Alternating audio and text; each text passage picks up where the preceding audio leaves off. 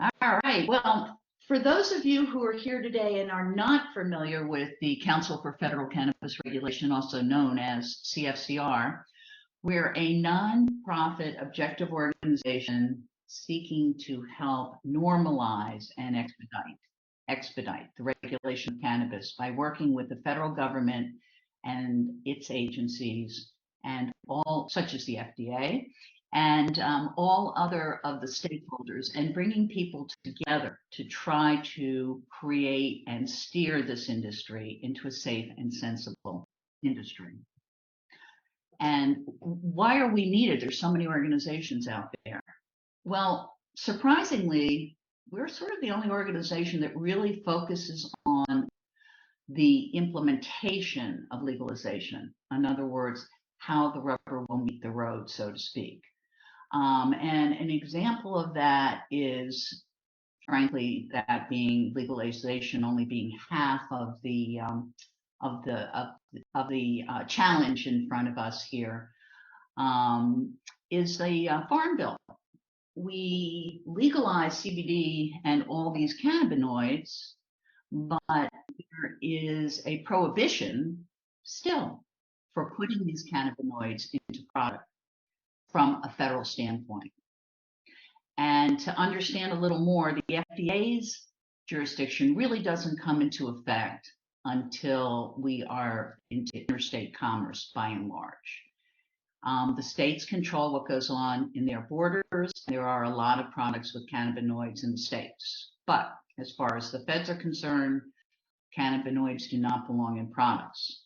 So that's an example of why CFCR is important to this industry and important to the creation of a safe and sensible path forward.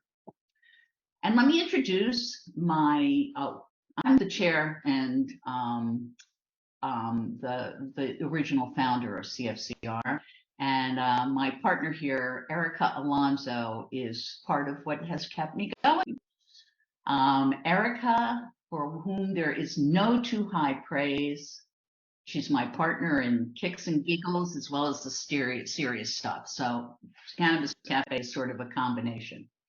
Let me just give you a quick overview of Erica, because she is a talent. Her industry work included positioning and branding product with, and Cindy, you're going to like this, Perigo.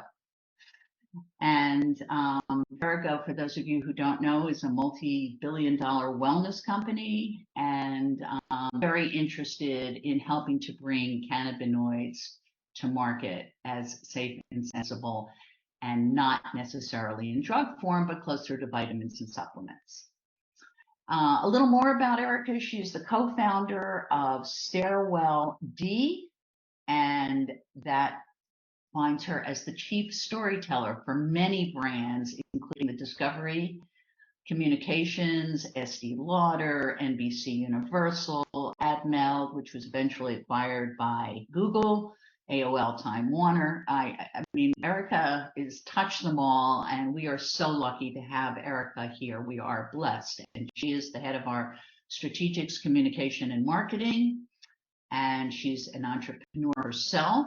And she has decades of cross-platform experience delivering transformative B2B, B2C solutions for large market leaders, as I have shared with you.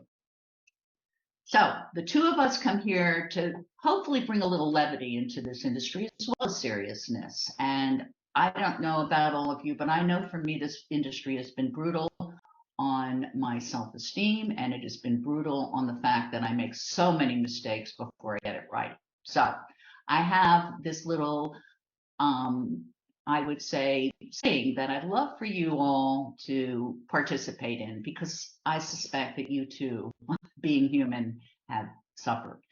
And it's important to remember. And these are the three things I say, and I keep them up there. I am unique, I am valuable, and I am loved. And every one of you is. So on the count of three, would you indulge me and at your own pace, say that with me? I am unique.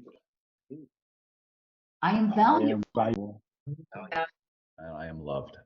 I am loved. and you all are, and we love having you here today. So I've been away for 10 days. I don't know what the heck's going on in the industry, and I really haven't paid any attention. So anyone up there have a question or a topic that's been on your mind today that you'd like to share with us?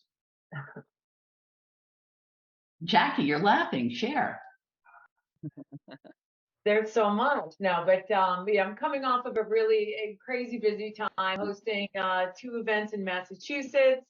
Some challenges in the Massachusetts industry with social equity, then on to Canna. I was very honored to be invited to be a stakeholder, part of the Canna meet, which was just outstanding. And 15 minutes from my home, which made it all that much better. And then we just launched adult use on Saturday here in my home state of Maryland. So catching up. Well, welcome and raising congratulations. funds, yeah. Back to raising funds. Yeah, well, and money, opportunity equals money. We all understand that, and that's something we have to create more availability of in this industry. Any other questions? Just a statement. I'm in the Maryland area, and I've read this weekend or earlier this week that the sales this weekend for Maryland was $10 million. It was insane, Amir. Crazy. Yeah. So, yeah, that's all. That was just for the weekend, Amir? Just for the first weekend. Just for the first weekend. That beats, it wasn't like Illinois, 11 million in a week. No. The weekend. So this has been a weekend. That's what I'm saying. Weekend. Wow. And Maryland is morning. 6 million 6 million citizens. So everybody bought a whole lot of cannabis. Yes. Yeah, that's so Maryland is no longer exactly, and that's why I'm trying to get it. It is now move over crab. The other C is here. I think it might be a combination of both. Maybe they. I was going to say they do work well together. Yeah. Yeah, good crab feast and cannabis will play well together. Yeah, And you know, the sales aren't unexpected. The first year cannabis was legal in the state of Washington, it blew the tax revenue from cannabis blew right past that collected from alcohol within the first year. That's crazy. So yeah, we're expected to be $2 billion within 20 months of implementation. Yeah. If this weekend was any indication of it, they will get there. So yes. There you go. Well, it's very near and dear to our heart because we are looking at ways that we may be able to support social equity applicants in Maryland. It's certainly one of the initiatives that in our group discussion at CFCR we're going to consider, with actually CFCR being a steering committee and helping with creating a pool of money for folks that are social equity applicants. But more of that on another CFCR. I'm going to turn this over to you, Erica. All right. Well, thank you. This is our 18th Cannabis Cafe.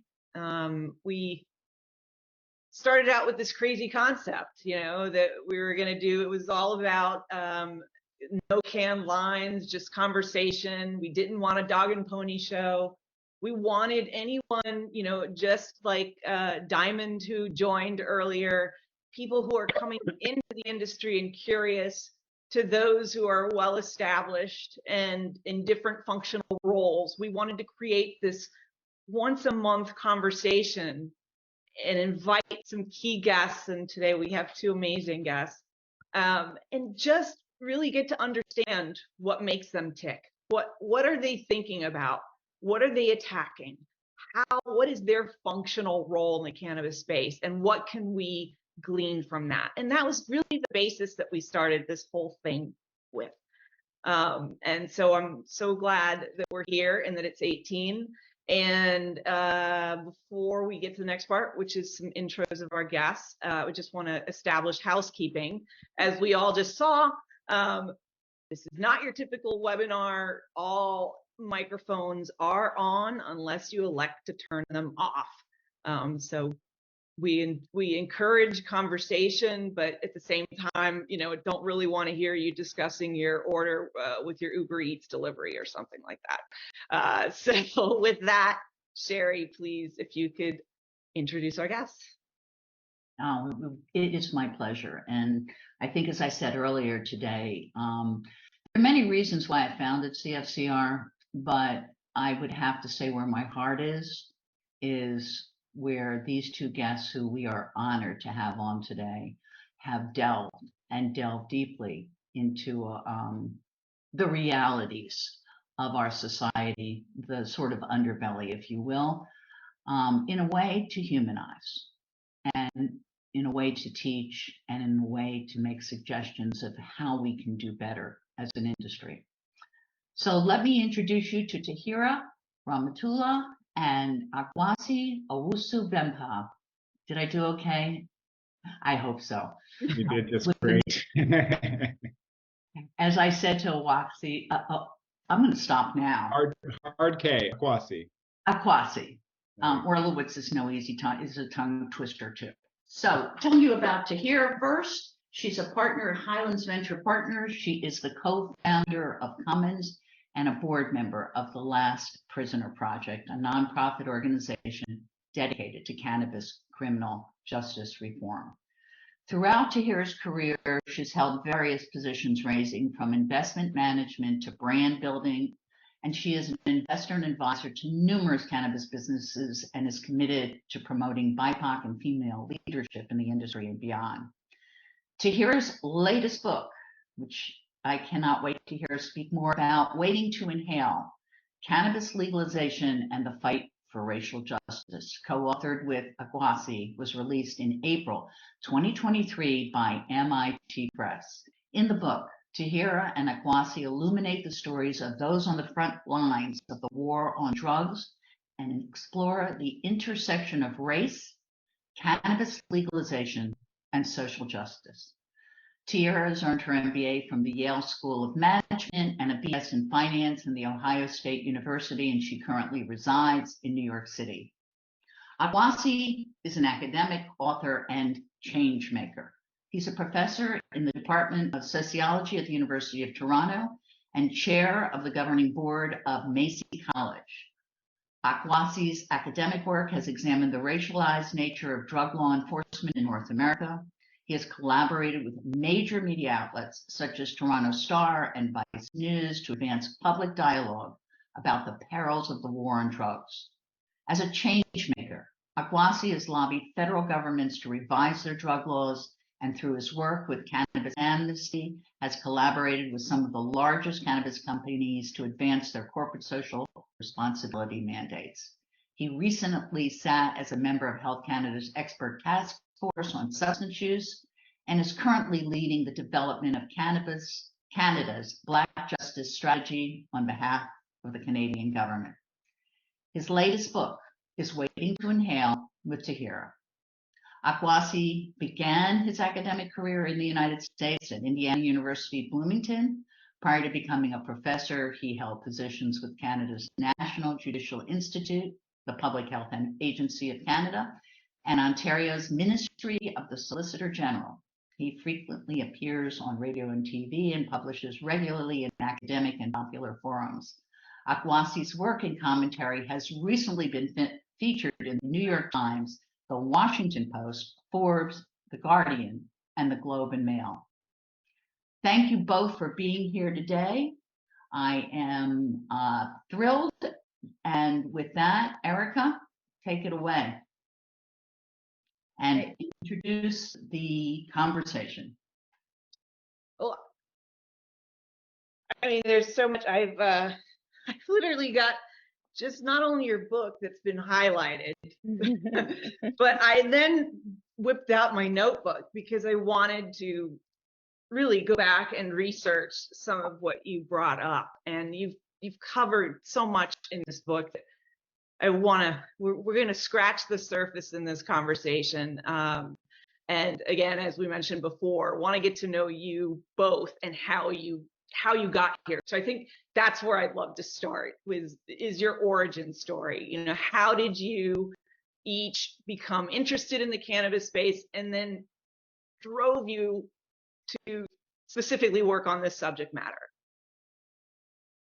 Absolutely. I can kick things off. Hi, everybody. I'm Tahira, and very nice to see everyone here. And thank you to Sherry and Erica for having us today.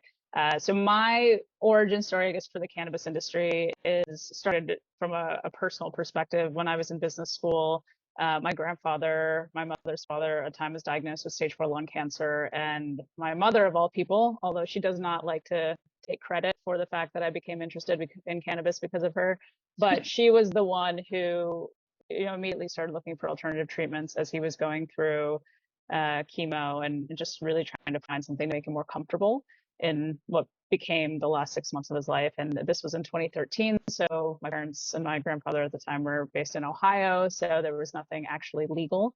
And the funniest text that I think I've ever gotten from my mother is just a text to me and my younger sister saying, do you know where to get marijuana? With like no context, no explanation, no idea that that's what she was researching. And then, for me, it just kind of sparked a interest on trying to understand what the industry looked like, what was available, what was why were people using it for cancer specifically and other ailments. I just learned so much and realized how much I didn't know. And that was really just became a research project. And then I just feel like right place, right time. As I was graduating business school in 2014, an opportunity came my way through alumni of my program, and that company was Privateer Holdings, which was one of the early investment firms focused on the cannabis industry that also started companies like Tilray and owned Leafly. So good opportunity. I figured it was either complete career suicide or the opportunity to do something that I felt very strongly about and felt should be in the hands of more people. And then fast forward many years, Akwasi and I met, and I'll let him tell his upbringing, and we can dive into more of that later. Sure. Thank you, Tahira. So with respect to cannabis, I was actually born in the United Kingdom, and there are kind of a couple of ways in which I became interested in drugs generally and cannabis in particular. I came of age in a couple of cities in the UK in the late 80s and early 90s, both of which were struggling with issues related to heroin and kind of subsequently a rise of crack cocaine. And so in Britain, there was some, pretty strong public health messaging and advertisements that I'd see repeatedly on TV and hear on radio that kind of piqued my interest in drugs kind of early on. And then I moved to rural Ontario. My neighbor was a retired cop, and I had this dream of becoming a police officer. I'd moved from England where the cops walk the streets wearing silly hats and, walk the streets to having this guy as a neighbor who had a gun and a fast car. And I'd probably watched Beverly Hills Cop too many times, as I recount in the book, and thought that being a cop would be a good idea, much to my father's displeasure. Then I started studying criminology and criminal justice in university and realized that, a lot of what my friends and family had been telling me about with respect to kind of police injustice was more real than I'd initially anticipated, kind of pivoted from wanting to be a police officer to wanting to study police, and particularly issues around race and racial injustice in policing and the justice system in particular. Now, we know very well now in a way that, wasn't so publicly acknowledged 20 years ago that you can examine racial injustice in our justice system without looking at the impact of drug prohibition. And as the most popularly consumed illicit or illegal drug where it is still illegal, cannabis is, of course, a major driver of those inequalities. And so I began kind of writing about cannabis scholarly, as mentioned in the rather lengthy bio. I should have cut down a little more. We would have had more time for general discussion. I worked in, and I continue to work in government, so I held a couple of related files. And since coming back to the academy to be a professor, I've focused more and more of my work on cannabis as legalization has, kind of rolled out in different jurisdictions. Well, that was certainly, let me say that. You have really been a thought leader, and we really are appreciative. And as usual, the U.S. is a little bit behind, but I think we're trying to pick up the mantle, so to speak. How did you two, you Tahira from Ohio and you, Akwasi from Toronto, how did you two get together? We first met at a conference at McGill University in April of 2018. And the story I always enjoy telling is that, it was a 2-day conference. It was primarily academics, just non-business people, and there were maybe 2 Americans there as well. And I was one of the speakers on the second day. Akwasi spoke on the first day, and in listening to what he was presenting and sharing kind of his messaging was very much reminding me of what I had written to present the next day. Less data and research, because that's where he is much stronger than I am. But I spent like the whole night rewriting my thing, so it wouldn't sound like I was completely ripping him off. But we really aligned on a lot of the points around how important elements of social equity were, and just in thinking about our policy more broadly. And so we kept in touch from there. And I think the following year, when we were at the Economist conference in Toronto, Akwasi actually brought up that he was thinking about writing a book, and had initially asked me to write a chapter in it. Clearly, I hijacked it in a little more and added a bit more in there. But then it just kind of evolved there, and we started, working on this idea together. It took a lot of twists and turns. COVID.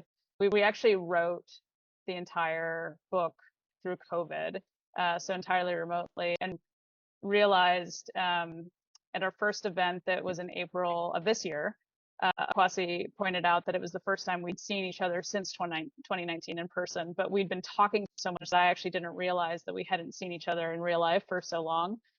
So it was just an interesting way to also like co-write a book together in a very unique period of time. And then, it was quiet for a bit in getting interest. And then when you think about George Floyd and just the acceleration of what was happening there and the attention that was finally being paid, it became a much more important topic for people to actually start thinking about and evaluating. So we were really fortunate to have MIT Press pick up our idea, and we ran with it.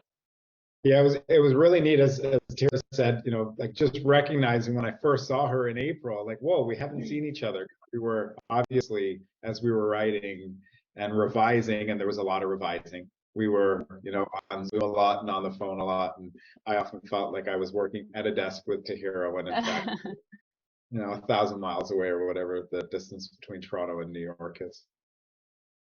Well, one of the things I like to do, it's probably just innate in me because I'm a marketer, is when I read someone's book or I watch a movie, I usually try to get this one line I want to see in a tweet where the authors have summed up why they're doing what they're doing.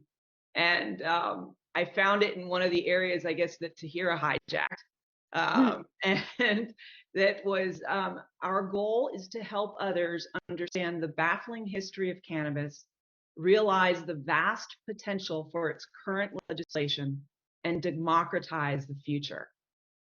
And they provide a truly baffling view of the history in US and Canada. And it's got all kinds of little tasty morsels like of data, like, the ability to purchase cannabis. You could still purchase cannabis in a pharmacy up until 1937. And then they sort of unearthed what they called the unlikely turncoats in battle. People like Lester Grinspoon, who originally went out to debunk and to try to help his friend Carl Sagan get away from cannabis, and he ended up doing the research and authoring something for the American Journal of Medicine, and the Marijuana Reconsidered book that he published, on and on. Then Raymond Schaefer, who under Nixon orders to set out to gather data essentially to condemn what Grinspoon wrote, and instead took 4 years to publish 4,000 pages of the most comprehensive study of cannabis in US history. And all it did was get buried because Nixon saw it. And this was in the 70s. I had no idea that this existed. So all of this was the undercurrent. Obviously we'll talk more about it, but overall, their statement and their perspective is one that the war on drugs is one of the worst social and political failures in the nation's history. And so even all of my little excerpts just from you would just love to know, like, how so? What were those big takeaways for you? So, I'll kick things off here. In my work again around kind of like race and racism and race and justice, and then kind of looking at this historically, we can't, and as we detail in the book, you cannot disconnect the history of drug prohibition from the racism that's been present in American and in Western society generally, right? Like over time, some of you might be familiar with Michelle Alexander's book, The New Jim Crow, and I think she, highlights this pretty good there. The 13th documentary on Netflix is also another good example of this. Like our drug laws have been developed, are in many ways kind of reincarnated to serve as a tool of racial social control. Like there's really, no to it. It's not that other people aren't affected by our drug laws, but when we look, they were first developed, the ideas that were shared, the groups who were initially targeted, Chinese people with opium. I'm in Canada. Our first form of prohibition was alcohol prohibition, which only applied to our indigenous or our native population. And then we had opium criminalized, which didn't only apply, but was largely applied to the Chinese population, and subsequently, just like in the United States, cannabis, largely Black and Hispanic populations, and then cocaine with Black populations as well. And when you look at rates of use across racial groups, we see similar patterns of rates of use, but we see a vastly different picture when we look at who is arrested. And so over time, we've had this machinery that's been built, the criminal justice system, the policing. When we talk about the militarization of policing, right? When we talk about the growth in the scope and the function of the police, we can't disassociate that from drug law enforcement, of course, right? Like one of the major wars that the police and the justice system have been fighting is a war on drugs. And who have been its primary targets, as we highlight in the book? It has been these Black and these indigenous populations. So, I think part of what I can't say I was surprised by, because these are things, again, that I've been focusing on since, for over 20 years now, or 20 or so years now, is this the kind of the racialized history, but also the hysteria, right? Like how many people have seen Reefer Madness? Like just the kind of ideas that were, it seems so bizarre to watch that now, right? Like I see smiles. You're all very small screens on my MacBook, but I see the smiles, right? Like it seems laughable now, but people were watching that, taking it seriously, right? And so, in the book, we recount some stories, and they're recounted elsewhere of, the not only the images depicted in film like Reefer Madness, but in newspapers, in magazines, and in other forums, right? It's this kind of really deeply troubling history. And again, we see the hysteria just kind of reproducing itself. Tara, I don't know if you want to add anything there. I think just one of the other pieces that, I think a lot of people don't necessarily consider as Akwasi was pointing to, like all the resources that go into policing and putting people in jail. If we actually shifted that, and we're in deficit for like everything.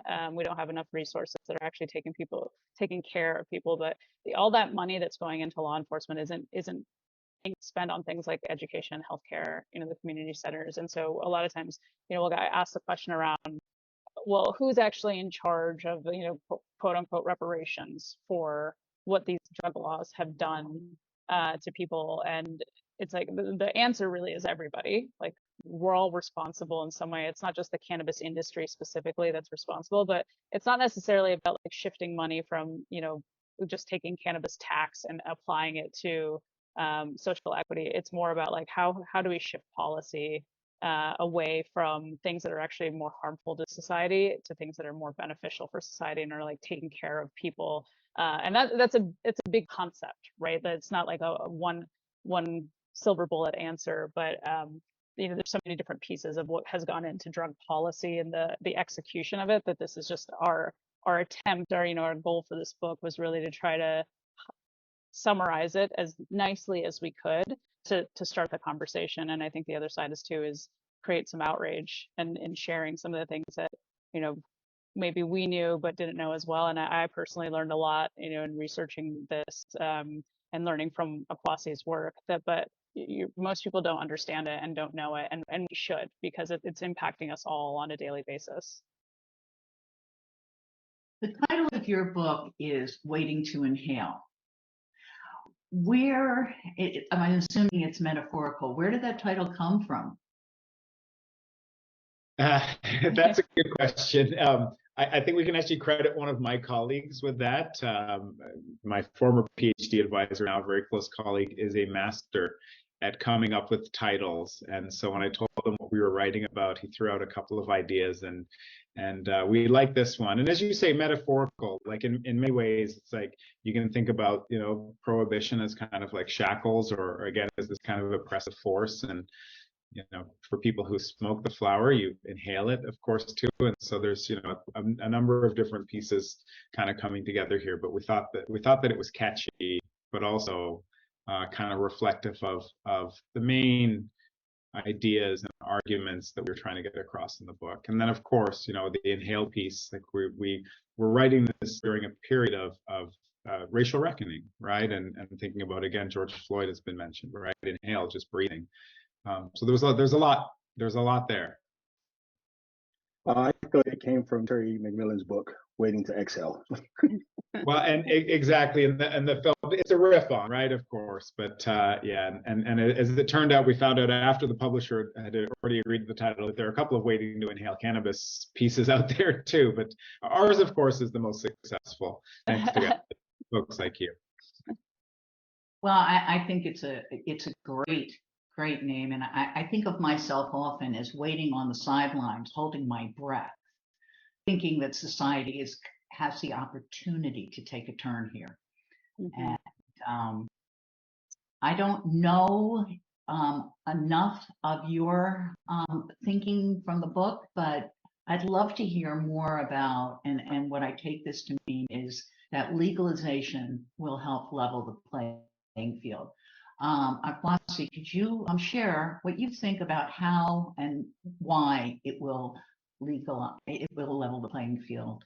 Well, I think we think that legalization could help level the playing field. It won't automatically, and I think that's the important point. And that's a lesson learned from the Canadian situation. So Tahira's mentioned kind of the resources that have gone into the justice system to fight the war on drugs. Like, we need to recognize, when we look at the social disadvantage and we look at the conditions in certain communities across America and certainly across Canada, that like we can't remove some of the deprivation that's experienced in those communities from drug law enforcement, right? Again, a significant amount of criminalization, a significant amount of police activity is focused on enforcing drug laws, and individuals get saddled with a criminal record, right? So in the book, we talk about cannabis as a gateway drug, not a gateway to harder drug use, as has often been, touted, but a gateway into the justice system for our more marginalized populations. So we're talking millions of people who've been criminalized for simple cannabis possession, right? And relatively minor cannabis crimes, who then have a much harder time just navigating society, finishing school, getting an education, volunteering, traveling, all of these things. And that, of course, right, contributes to problems within communities, as does their criminalization, which might pull them more into the justice system. So, in terms of legalization, leveling the playing field and being used as a tool for good, first and foremost, we need to see those records cleared or expunged, right? Like, we shouldn't have people who are still suffering from the consequences of a criminal record for doing something that, is not only no longer illegal, but people are making lots of money off of. Might be a small group of people, but people are making lots of money off of. And then the second part of this is really the opportunities that are generated through the legalization of cannabis, right? Like, there are jobs that are created, from cultivation to processing to distribution, of course, all the ancillary services. And we, and as others have argued, feel that there should be room made within the industry, perhaps dedicated space made within industry for people who've been affected by the war on drugs, to get a piece of the cannabis pie. Certainly myself, and I think I can speak for Tahira here, feel that like that responsibility is owed to those who've been negatively affected by prohibition. And then the third part is really what we call paying it back. Again, recognizing, as Tahira's mentioned already, that the war on drugs has cost the US at this point perhaps $1 trillion, right? $1 trillion. We are talking billions of dollars fighting a losing war. It's a losing battle unless you're a politician who's lobbied on, a war on drugs agenda, or a police agency or justice agency who's got the money that's come from the funding that's been allotted to this, or any of the private industry who's also benefited. But of course, the communities who have been over policed and over incarcerated have not had the same investment in terms of schools, hospitals, community centers, job skills, and trainings programs that they might have had those resources not been going to the justice system. And so, some of the revenues generated, the tax revenues generated, for example, at the state and hopefully federal level, can be diverted back into those communities to help revitalize them, to make them help the communities, and to increase the opportunities that are available there, which ultimately, right, if we think about the more people who are able to participate fully in society, better that is really for the state itself, because people are less of a burden on the state and they can contribute more to the economy. But, and I'll say but just before I ramble anymore, again, like this needs to be intentional. Like, this doesn't just happen with legalization. And that is exactly, Canada didn't acknowledge this history and didn't make efforts to redress the harms of the war on drugs as we legalized. And we saw a very small group of largely privileged, well-connected legally in the business world, white males, make off with all of the profits that were initially kind of made from, not the cultivation and sale of, but the stock height that we saw early in our cannabis industry. And they're out the door now, pumping their money into like psychedelics and whatever else. And the opportunities for making money have not been equally distributed. Equity is not prevalent. Absolutely not prevalent. It's not prevalent. It's certainly not guaranteed. It needs to be. And this is what, one of the things we say, that, the criminalization was very intentional. And so the repairing of those harms should be intentional too. So great way of putting it. Go ahead. I'm sorry. Yeah, thank you. So then there's just layer upon layer upon layer, and then there's one layer that I call two-party politics. And, most people think the Democrats are pro-cannabis legislation and then the Republicans are against it. I won't give it away, but can you talk to us about, is this the case, and what's your perspective there on the two-party politics?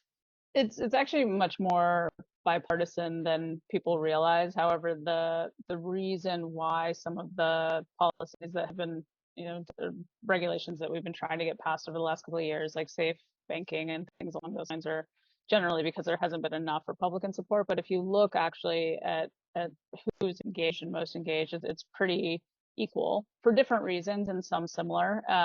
But with Democrats, it's the opportunity there's the social equity component. There's also just, legalization efforts more broadly when it comes to drug policy. And with Republicans, it's appealing because of tax revenue and an opportunity to create some kind of economic engine on that front. And then, that's obviously specifically about two parties. And then there's an emerging middle and libertarians and people who have opinions as well, and they all trend towards legalization. I think if the last Pew report was something like 70% of Americans at least believe that cannabis should be legalized.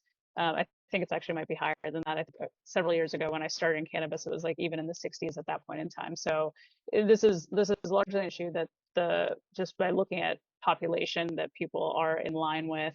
And the range of reasoning continues to be very wide. But what we're finding more is that on the Republican side, like the support that we need to just get those numbers in order to move some of the policies is lagging. And I actually was speaking to the congressman from Minnesota who is very much in support of cannabis legalization, and he was a big champion of the recent legalization in Minnesota for adult use. But beyond that, he said that the problem is that the Senate is actually pretty old. When you just look at age bracket, and the challenge with that is that they just don't care. And it's not as much that it's about like, okay, they're strongly opposed to it, they just don't care. And his message to us was, we need more unified voice from a lobbying effort in DC, the way that other, or call it alcohol, tobacco, all the things have been able to establish over the years. And cannabis just has kind of more of a disparate voice. And the challenge with that is that cannabis, there are a lot of stakeholders with different appeals. Sorry, I'm in New York and there are sirens in the background, as always happens. So I apologize, that's very loud. They will pass soon. But then the challenge becomes like, what element will kind of be the front runner? And what we say is that any incremental progress is what we need. It doesn't matter what the first step is. It's just you need to get the ball rolling. And we've seen some of that, but we've seen a lot being held up for the last couple of years because of the prioritization of other things. And that's the other thing that you're fighting against too. Like there was COVID, there are all these other issues that are happening, and cannabis kind of falls to the bottom because they're leaving it to the states in a way that everybody's just been a little bit more comfortable with. We also know Joe Biden was not the biggest proponent of cannabis coming into office, and likely won't be, for the remainder of his term. And so it's just trying to understand where can we get progress in different areas. And now most of the U.S. population actually lives in an area where cannabis is legal in some way, shape, or form. So the thought that it's the cat's out of the bag, it's moving in that direction, which is very positive. But there's still some things that are without federal legality, makes it really challenging for businesses to operate. And as Kwasi was talking about, like most people who've made a lot of money has been due to stock public offerings and stock prices versus actually businesses being successful. That is so true. The cannabis industry, as we all sitting here know, struggles from a lack of funds and investment. And originally, I understood, and I'd love your thoughts on this, both of you, that back in the 80s, early 90s, it was the libertarians that really helped to fund this movement. What do you think about the libertarians, and where are they today? Libertarians very much continue to support cannabis legalization. I mean, they're, the kind of the cornerstone of that party as well, is just about personal responsibility and personal freedom and not doing harm to others. And so that very much stands with what cannabis is about too. It's, being able to control decide rather, what do you put in your body and what do you do with it? And there's so many other policies right now that are issues with and allowing people to regulate what they do with their own bodies that, we're challenged across the boards. But, and I think when you think about libertarians too, that belief that government shouldn't be involved in those type of decisions. And pointing back again to what Erica pointed out, like cannabis was legal until the 1930s. And, one thing that we often say is that drug prohibition is the anomaly, not the norm. And that's really the case for when we think about what the last 100 years versus the thousands of years before that. Drugs were legal. They were used in a lot of different ways. And so when you think of libertarian mindset, it's very much there. Like we shouldn't be controlling that for people if it's done responsibly. Which is so bizarre to me because I started in the industry in 2018 and loved going to California because it was the global center of innovation in cannabis. And we're talking about progress and bits and bytes of progress that are made state by state, but yet since the pandemic, really, I haven't been back to California much. But I've heard that that there's tremendous growth of people returning to the illegal market. Why is that happening?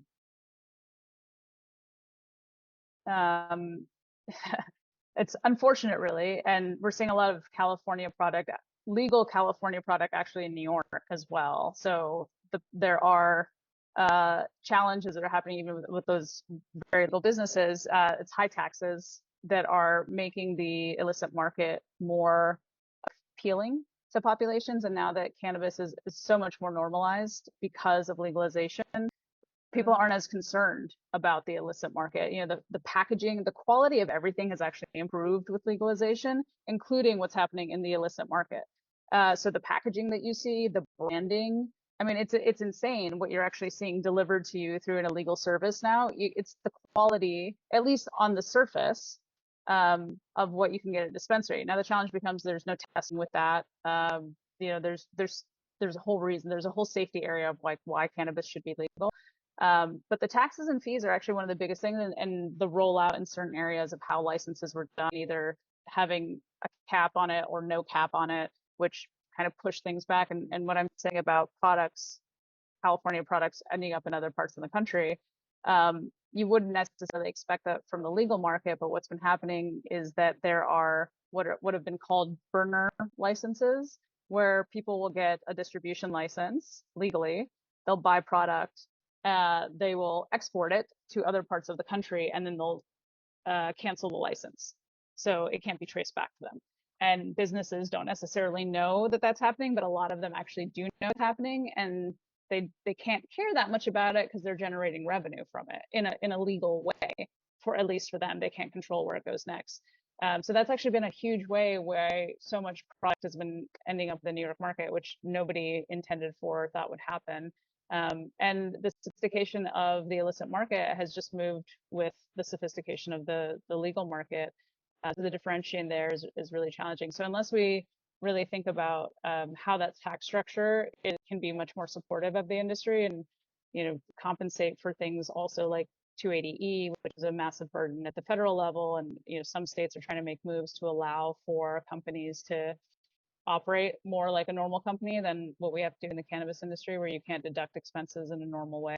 It's going to continue to push people into the illicit market. And that's what we're seeing in New York as well, where the legal market is very, very small and the illicit market is massive, and people actually don't even know the difference. Well, I've seen some of the packaging, and yes, and especially gummy worms that look like things kids eat, and this proliferation really is a concern, and it's arising out of prohibition. One of the things we were talking about earlier, and your book has throughout introduced us to various people across the United States and all of North America. The story most recently on my mind that we were talking about was that gentleman out of Louisiana who, could you take a moment to share that particular story with the folks here? I've not been able to shake that from my mind. Class, you want me to take that? I was gonna pass things to Yeah, you. sure. And the reason why I'm so familiar with the story is because of being engaged with Last Prisoner Project, who's been working on this case for quite some time. So Kevin Allen was sentenced to life in prison in 2014 for, at that time, selling the equivalent of a joint of $20 worth of cannabis, but it was his third offense. He had previous drug charges. All of them were nonviolent. It wasn't trafficking, but under Louisiana law, three strikes. And initially, he was actually sentenced to 10 years of hard labor, but then the state actually petitioned to enhance his punishment, and it ended up to enhance the punishment under the habitual offender laws, and it ended up being a life sentence. So more recently, a whole suite of people, including Last Prisoner Project. I just need to say this: a life sentence for selling a joint. Getting that in my head, a life sentence. I want everyone to just think about that for a second, please. Go ahead. Yeah, and so more recently, so they've been fighting for filing appeal after appeal, fighting for a retrial for Kevin Allen. He finally got one, and unfortunately, at the beginning of June, was resentenced to 35 years of hard labor. So, which just doesn't make sense, even though Louisiana, there's legislation has passed there eliminating the possibility of jail time for low-level cannabis offenses like Kevin Allen's. But they felt that the punishment still needed to be there, even though he's been in jail since 2014. So it was pretty absurd. And they're just going to keep trying to appeal. But he's a young guy, and the fact that this still happens, this was as of June 1st, 2023, right? That the fact that this is still happening, a lot of people think that cannabis is legal in different areas. Things have just changed. Like decriminalization is there. You can't get arrested for it, or if you do, it's just a fine. or parts of the country, and there's unequal enforcement. I think that's the abbreviation of it, is that still stands. And regardless of the fact that there is legalization, it doesn't mean that people are automatically expunged. The records aren't automatically expunged. It doesn't mean that people don't have records that still follow them around. And so the implications are just more broad than just legalizing. There's so many things that need to happen in order to allow for people who've already been harmed from it and continue to be harmed from it.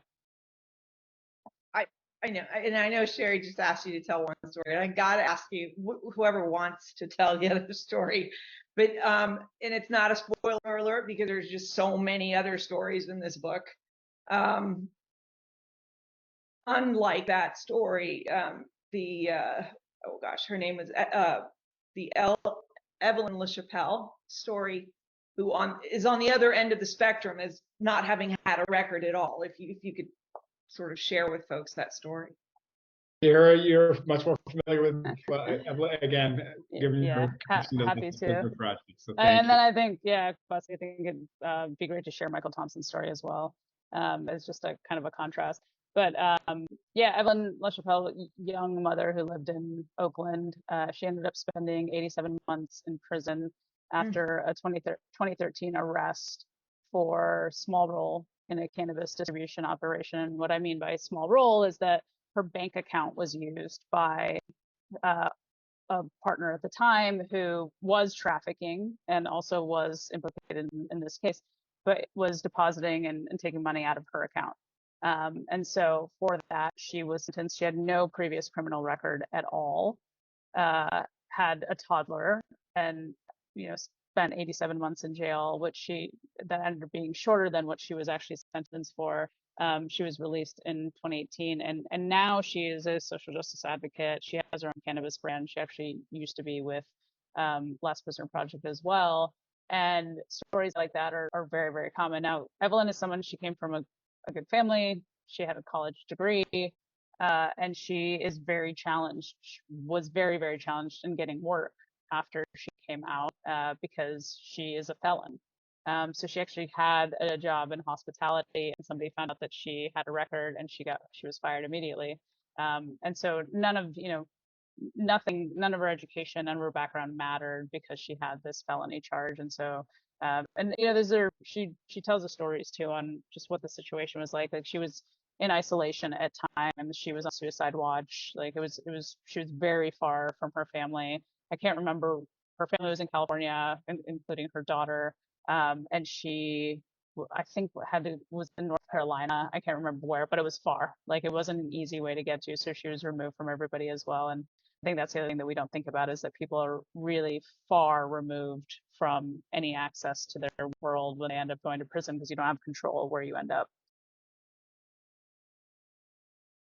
The time has gone like this. I want to ask Akwasi, I hope I will direct this to you. I mean, because we have probably pages more to go, but time is running out. And I have to say, we need to make this a webinar, and we need to really go through it with much more depth.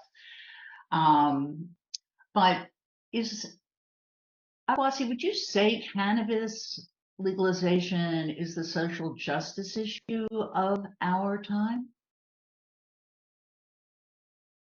I think it's most definitely one of the key social justice issues of our time, in large part because of what can and I hope will flow from, for example, federal legalization, right? I think that federal legalization will bring with it a more rapid breaking down of the war on drugs in general, which I think is so needed for so many reasons, right? A lot of that is, again, attached to the kind of racial justice causes that I'm so closely connected to, but there's so much more that the regulation of drugs in a different way that we have now will bring.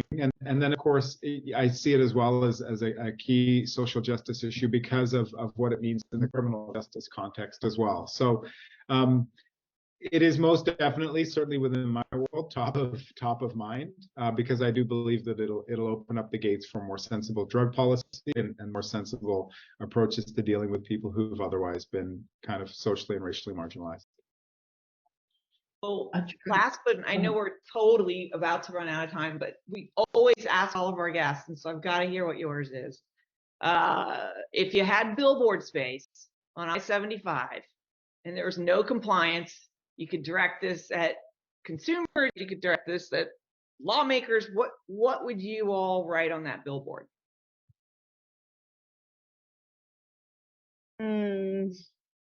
Legalize drugs.